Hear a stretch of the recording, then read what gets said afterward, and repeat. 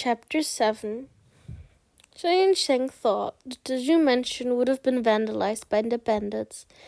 In the original plot, the bandits hated the Zhu family's immense riches, so they not only stole all of the Zhu family's property, they also started a fire that destroyed most of the house. But as the carriage approached the property, Zhou Sheng discovered that only the gate was slightly damaged. Inside was still intact. Even the flowers and plants were still the same as before he left.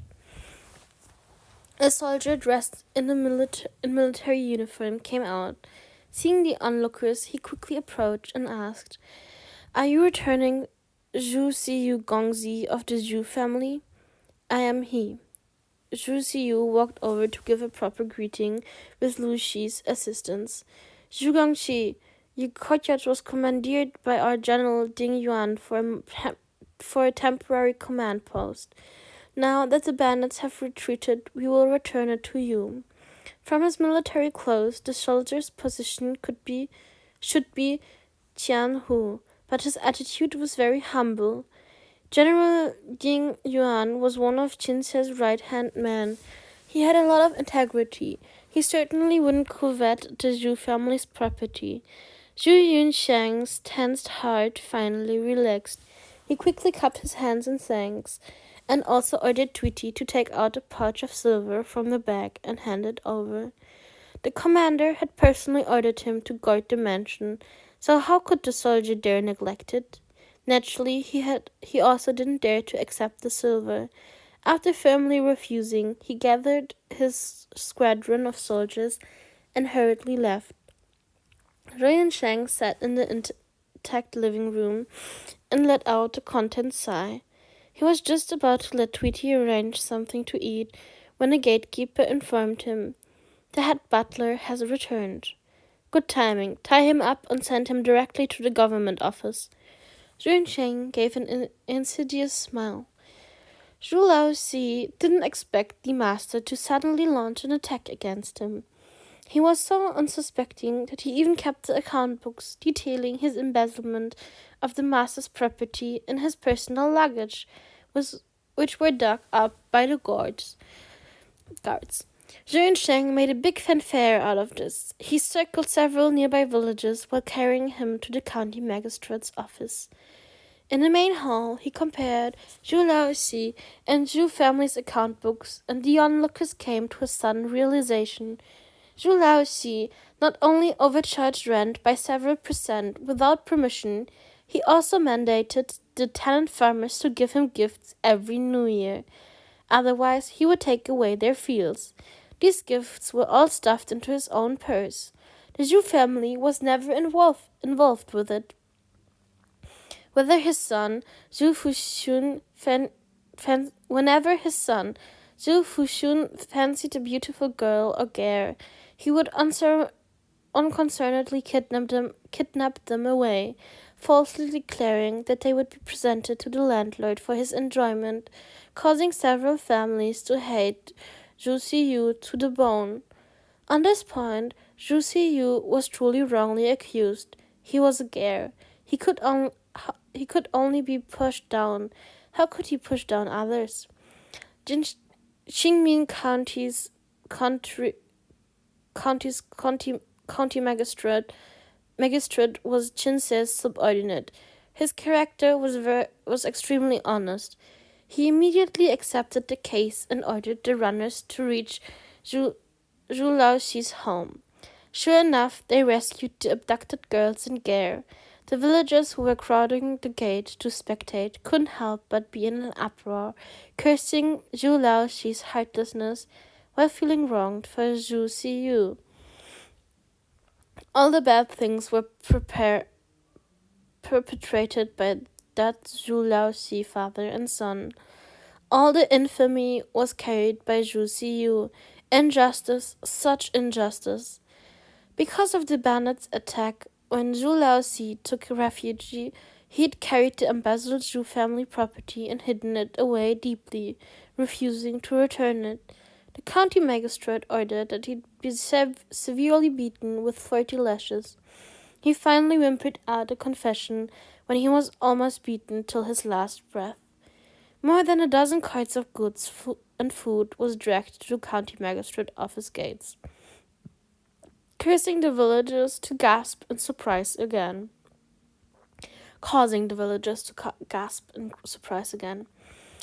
They had seen greed before, but never to such an extent. He must have almost emptied out the Zhu family's bottom line, right? Su Jiu checked the inventory of the account books one by one. In the end, he kept his hands and said, "Sir Magistrate, now is a time of natural disaster. The people have no way to make a living. These goods and foods were originally the blood and sweat plundered from the villages by Zhu Laoxi. I'm too ashamed to accept it. These will be donated to help the villagers, to help everyone make it through the crisis together." The villagers had long been envious of these carts of food. If not for the runners guarding them with swords, there would have been a commotion as everyone scrambled over it. After hearing Zhou Yunsheng's declaration, they all kneeled down and knelt out in gratefulness, tears falling, straightforwardly declaring that Zhu Gongji was a living Buddha.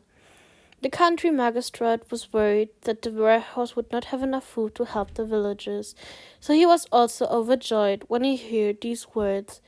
He unexpectedly came down from the main hall and bowed deeply, saying that he would report this matter to the imperial court and get a commendation for him. Since the Zhu family's bad reputation was considered completely washed clean by Zhu Yunsheng, Zhang Jiarui and the loyal dog Gong no longer had grounds to suppress the Zhu family in the future. Qinse was shoved to the outskirts of the crowd by the villagers. He stared blankly as Zhu Xiyu got into the carriage and drove away, then nodded slightly towards the county magistrate. After watching the excitement, the Zhang family conveniently collected a bag of food at the county magistrate's office gate, then happily returned home.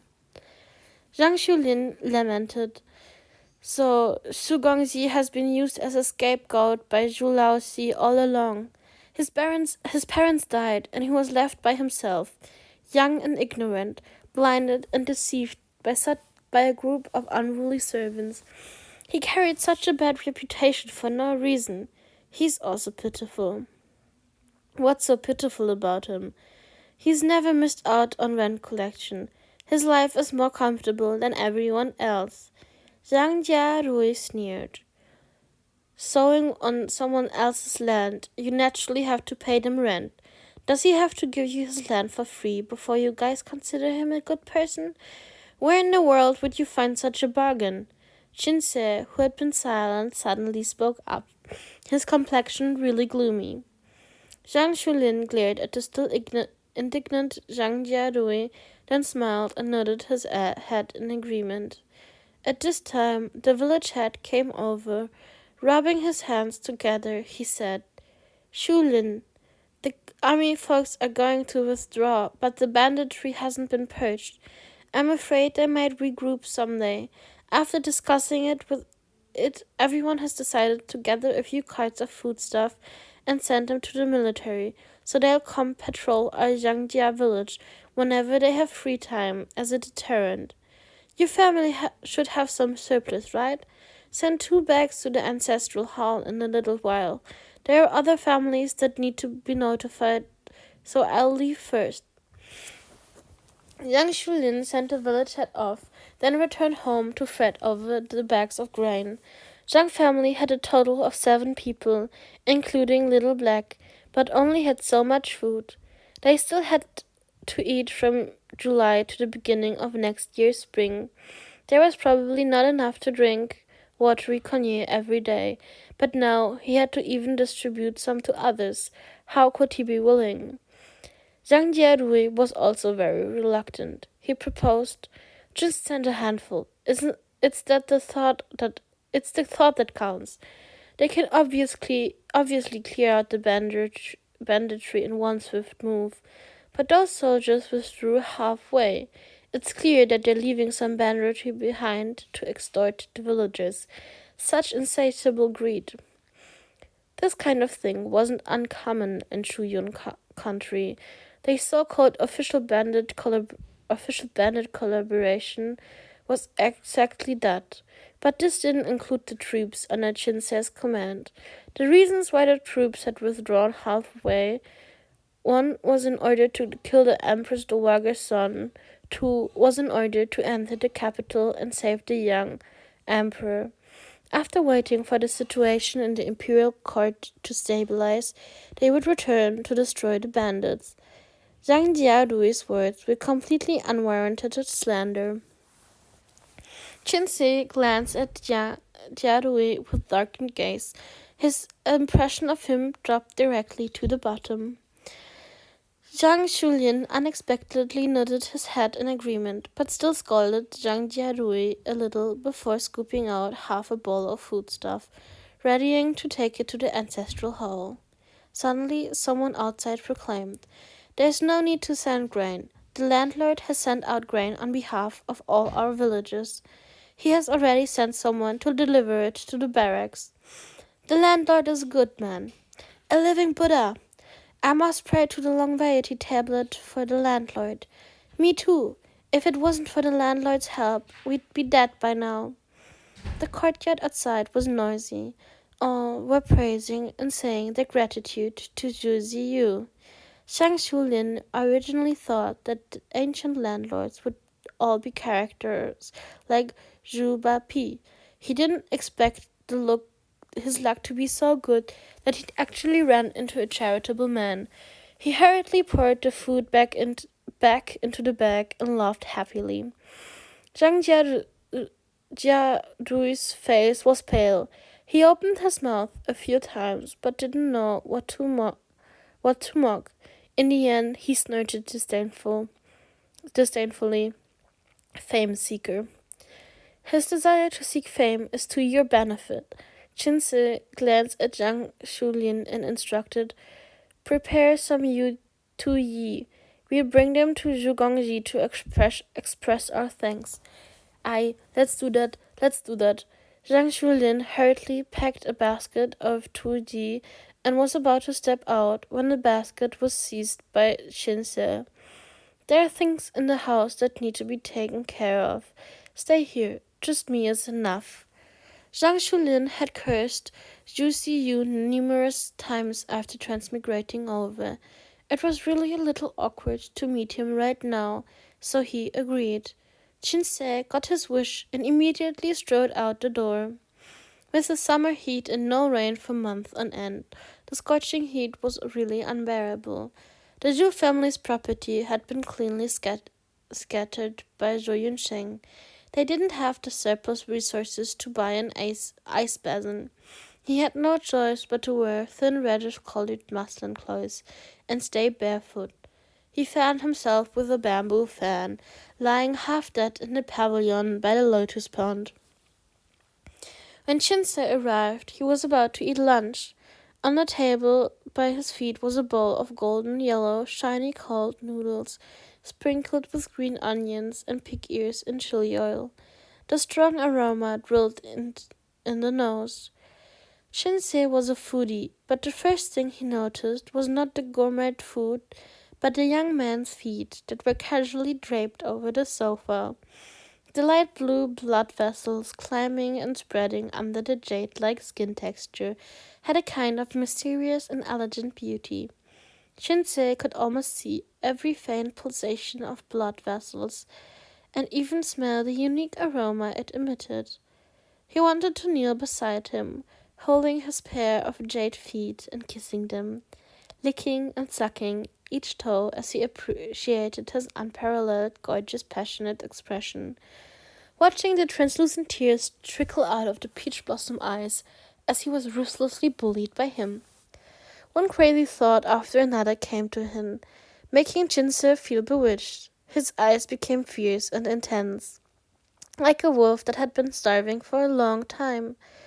The short table was at his feet, but Zhou Yunsheng thought that Qinshi was staring at the cold noodles. He cursed the food addict inwardly as he lazily opened. You can have some if you like. No need to look like you've been starving for centuries. Seriously? Chinsei looked up abruptly, an incredulous look in his eyes, with even a hint of ecstasy. His palm was immediately dampened in sweat, sticky and very uncomfortably. Naturally, why would I be stingy over a bowl of cold noodles? Zhu Sheng sneered. The light in Shinsei's eyes quickly dimmed. He pursed his lips, wiping his sweaty palms on the hem of his shirt, then picked up the bowl of cold noodles and started eating. He ate particularly slowly, but his chewing was particularly ruthless, like there was enmity between him and the bowl of noodles. After wasting the afternoon by the young man's side, Shinsei finally got up to leave. After passing through the Zhu family's gates, his face instantly turned gloomy. No matter how beautiful Zhu Ziyu looked, he was still a man, but he had such sensual and crazy thoughts towards that man. This made Shinsei feel very jumbled up, but what was even more confusing was that he actually had no inclination to give up on Zhu Ziyu.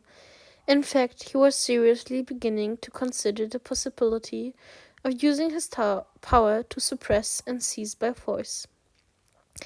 Zhu Xiyu was already 20 years old this year. If he was in another family, he would have already been married with children. Shinsei couldn't afford to delay. But what about Shang Shulin? Could he really betray him?